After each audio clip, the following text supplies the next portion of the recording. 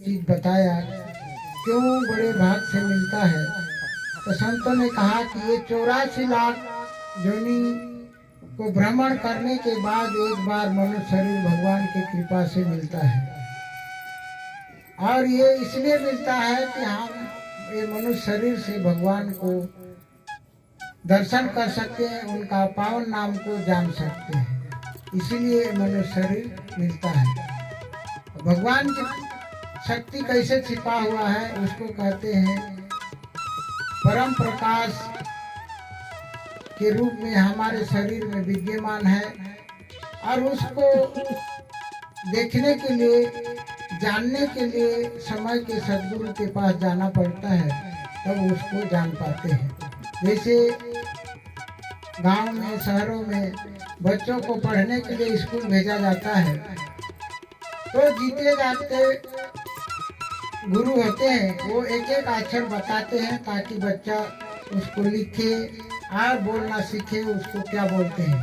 अब एक एक अक्षर सीखने में उसको बताइए कितने साल लग जाता है।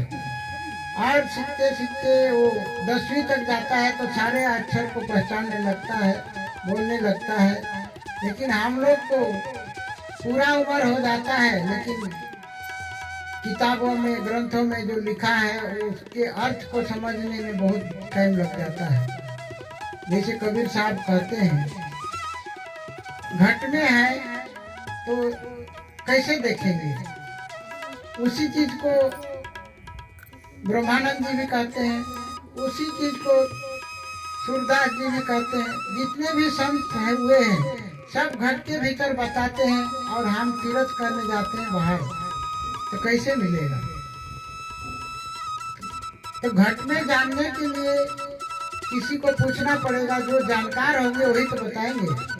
नहीं तो आपने गांव में देखते होंगे जो बहुत सारे गुरु होते हैं जो जिनको घट के भीतर वाला जानते नहीं है तो बाहर वाला ज्ञान देते हैं। ये माला लो और राम राम करो, ऐसे जपने के लिए बता देते हैं। अब माला जपते रहो और बोलते रहो, तो इससे फायदा नहीं होगा। जब तक हमको जहाँ पर है वहाँ तक नहीं पहुँचेंगे तब तक हमको फायदा नहीं होगा। जैसे हमको इलाज करने के लिए जाना पड़ता है,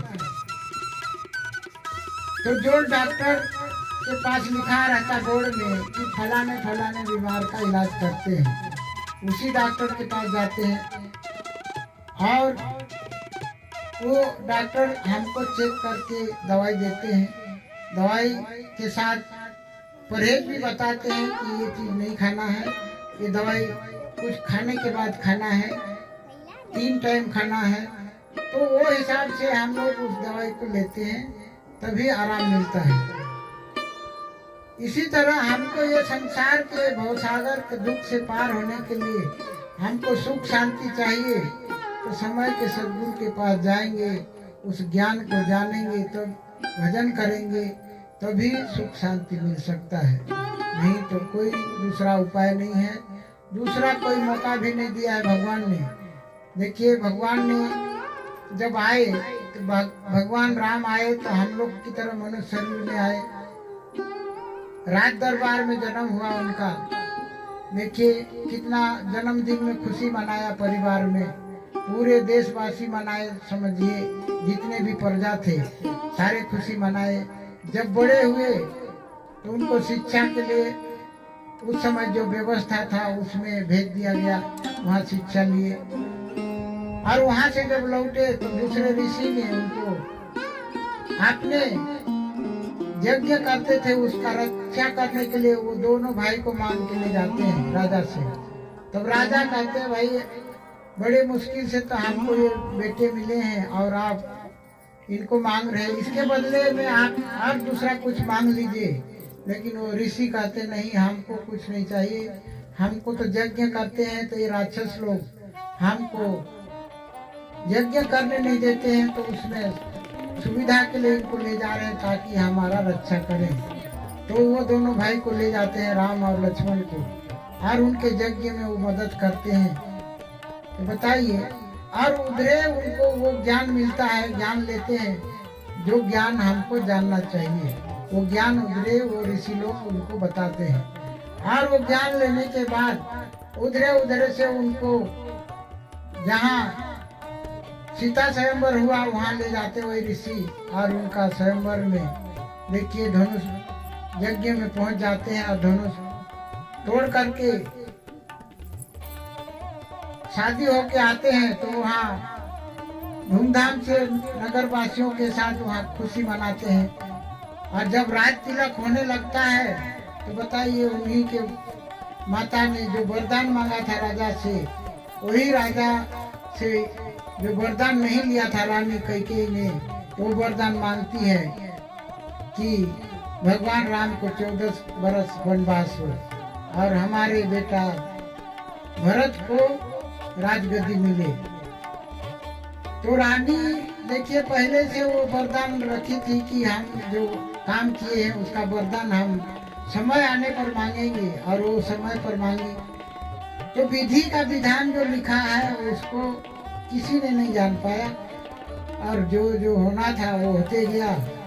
और उसी के हिसाब से भगवान बनकर भी आते हैं और हमारे परिवार में ही आते हैं, और समय पर वो अपने काम करके चले जाते हैं।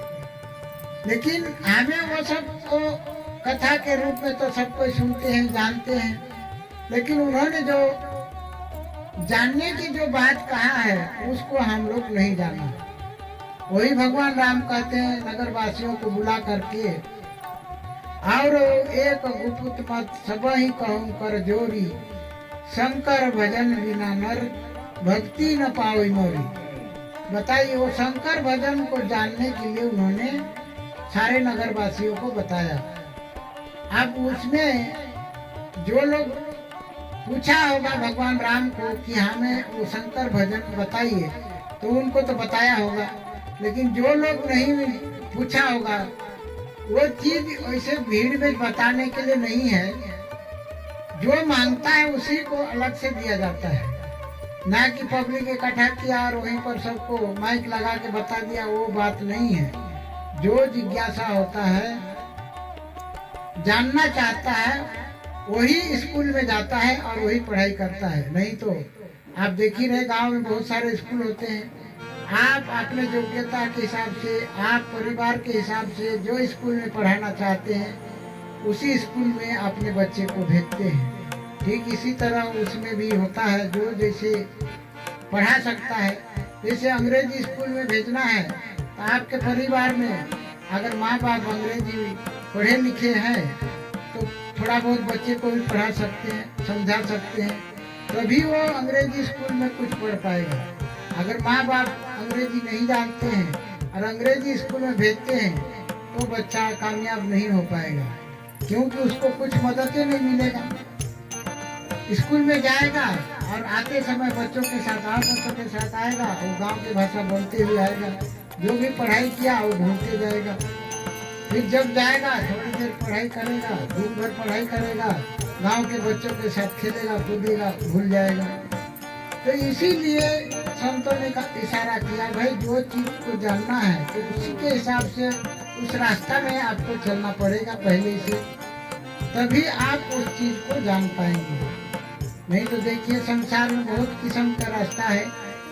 बहुत सारे संत कहते हैं कोई भी रास्ते में जाओगे भगवान तक आप पहुंच जाओगे। कहने का मतलब यह है कि अगर सभी रास्ता भगवान तक जाता है, लेकिन हमारे पास तो समय नहीं है उतना। भगवान ने हमें कितना समय दिया है ये तो पता नहीं है, आपको कितना दिया है, हमें कितना दिया है, ये किसी को पता नहीं है। इसीलिए संत लोग कहते हैं समय रहते हुए उस परम पिता परमात्मा का सच्चे नाम को जानना चाहिए, जान करके भजन करना चाहिए।